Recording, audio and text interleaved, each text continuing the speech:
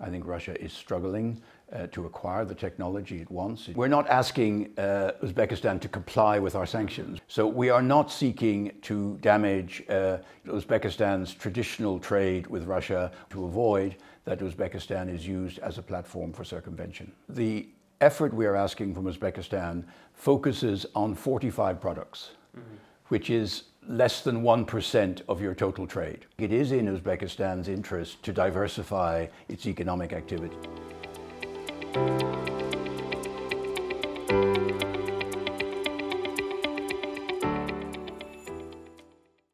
Your Excellency, welcome to Uzbekistan, and again, thanks a lot for making time in your busy schedule to give this interview to us. Thank you for the opportunity.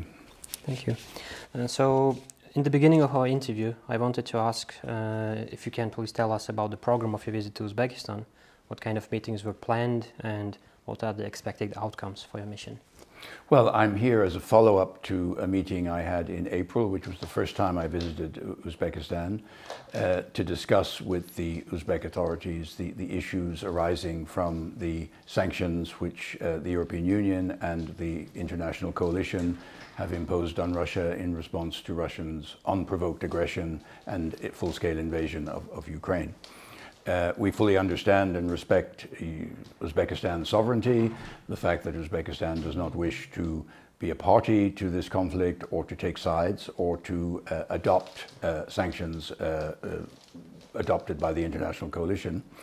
But we have concerns that Uzbekistan could be used as a platform for the circumvention or the evasion of our sanctions. This is something which I think the Uzbek authorities have said very clearly they don't wish to happen. So that's the context for the discussion. We had good discussions in April. Today I'm here with my US and UK colleagues to further those discussions and to take forward our discussions with the Uzbek authorities on how to address some of the issues which arise. So we're meeting with a wide range of officials from the central bank, the customs, the finance ministry, the Ministry of Investment and Industry, and we're discussing a number of issues arising on the sanctions question. I know this question is asked a lot, but we wanted to raise it again. What is the main goal from implying sanctions, and are they being effective, taking into consideration that the war is still going on and Russia is not considering any negotiations? Well, I think it's very important to understand that the full-scale invasion of Ukraine, which Russia has undertaken since February of last year, came as a deep shock on this continent of Europe. This is the first time that we have seen major power conflict on European territory since the Second World War. And it is in flagrant breach not only of the UN Charter, but indeed of the Helsinki agreements. And this requires a very strong response from the international community, but particularly from Europeans. And that is why we have adopted this unprecedented range of sanctions against Russia as a consequence of their unprovoked aggression. The purpose of these sanctions is threefold. Firstly, to deny Russia, the Russian military industrial complex, access to the technology needed to have sophisticated weaponry. Secondly, to deny the Russian government of the revenue needed to fund the war. And thirdly, to impose a high cost on the Russian industrial infrastructure as a consequence of their unprovoked aggression and the extremely brutal manner in which they are conducting this war.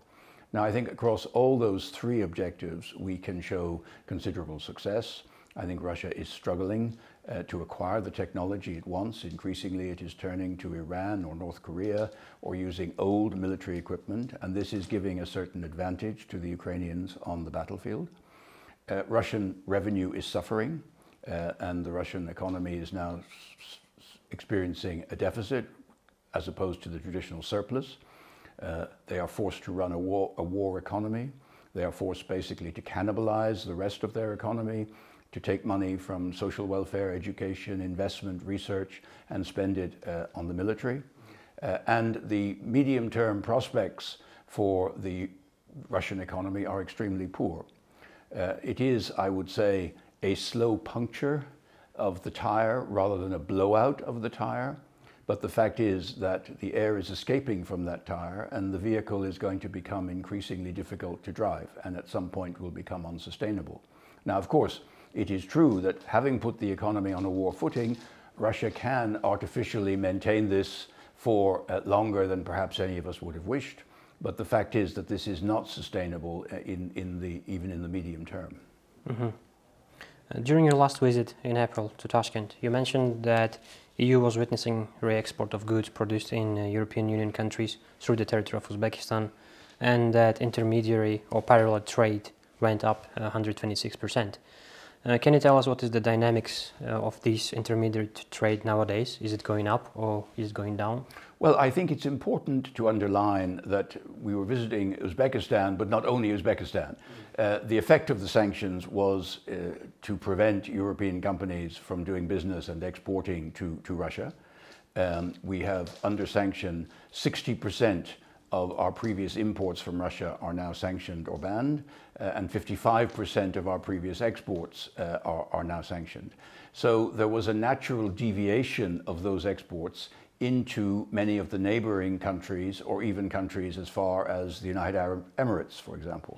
So we observed this trend of a displacement of the trade which previously went to Russia and which is now finding its way into Kazakhstan, Uzbekistan, Armenia, Serbia, Turkey, UAE.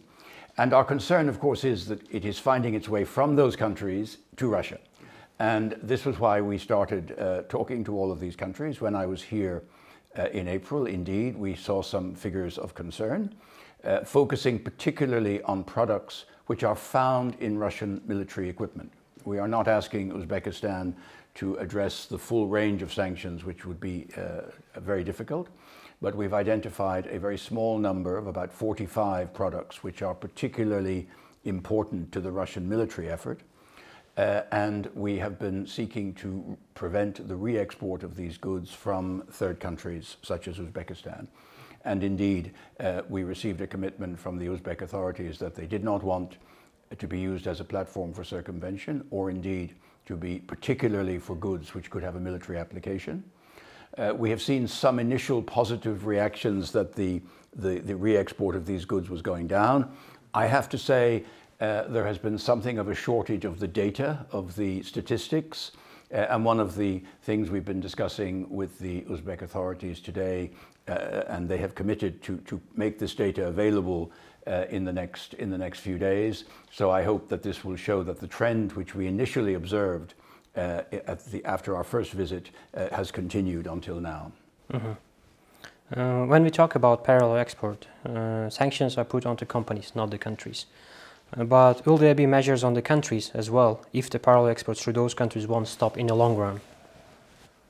Well, I mean, sanctions are basically imposed on countries, I mean, on Russia.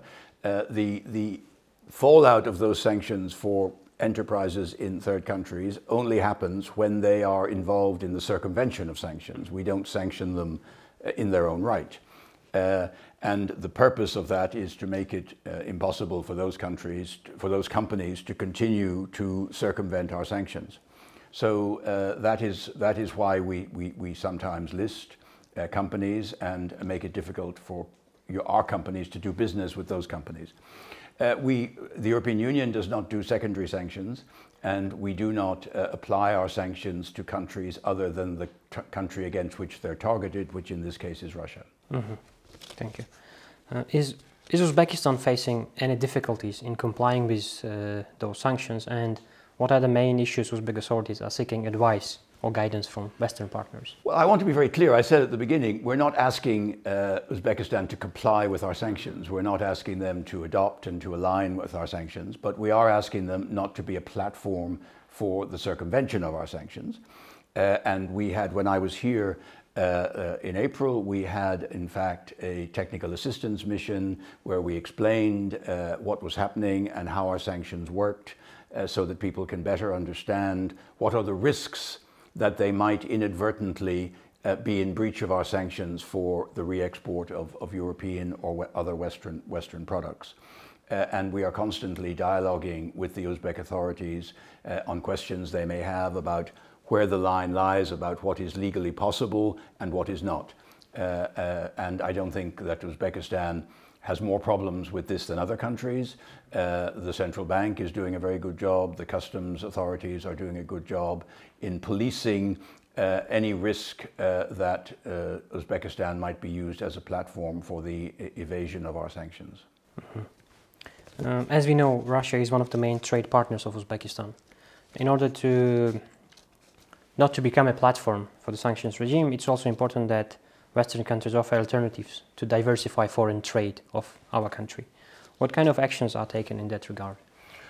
Well, I would make two comments. I mean, the first is to underline that the effort we are asking from Uzbekistan focuses on 45 products, which is less than 1% of your total trade.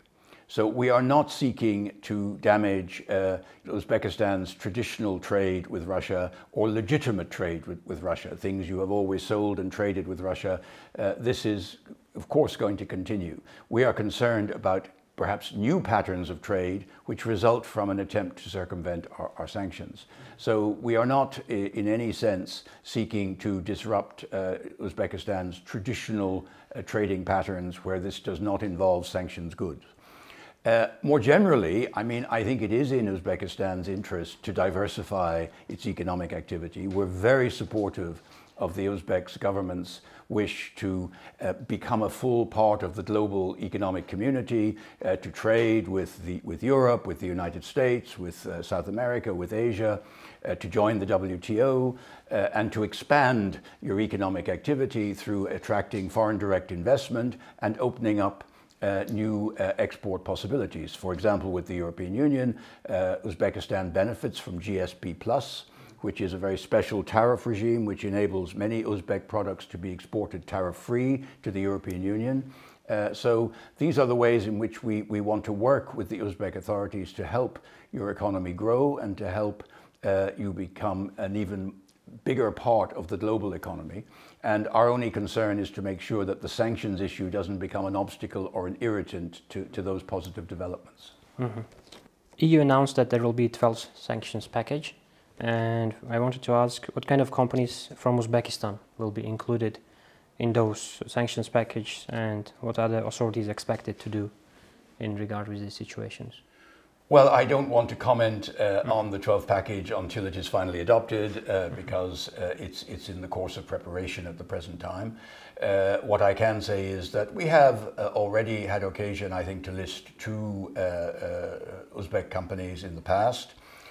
This is not a very harsh sanction, I want to emphasize that. It simply is a means which prevents European companies from trading with these companies, because we have reason to believe, unfortunately, that these companies may be circumventing our sanctions or may be facilitating the sale to Russia of sanctioned products.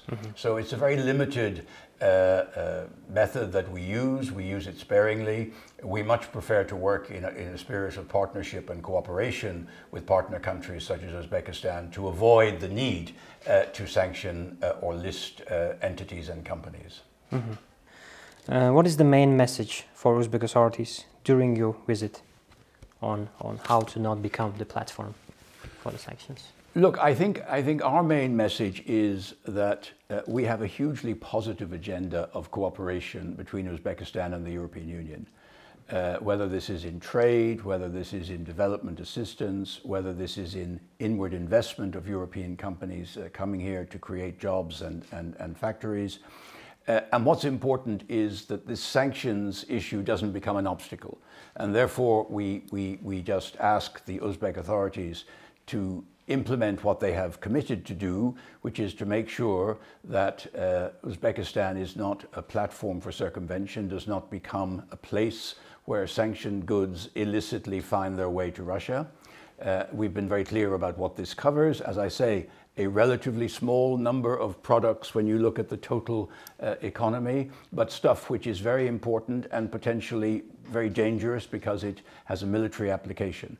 And our main message is for the Uzbek authorities to continue to pay close attention to this trade and to avoid that Uzbekistan is used as a platform for circumvention. Thanks a lot for your time, Your Excellency. We really appreciated this interview. Thank you very much. Thank you, sir.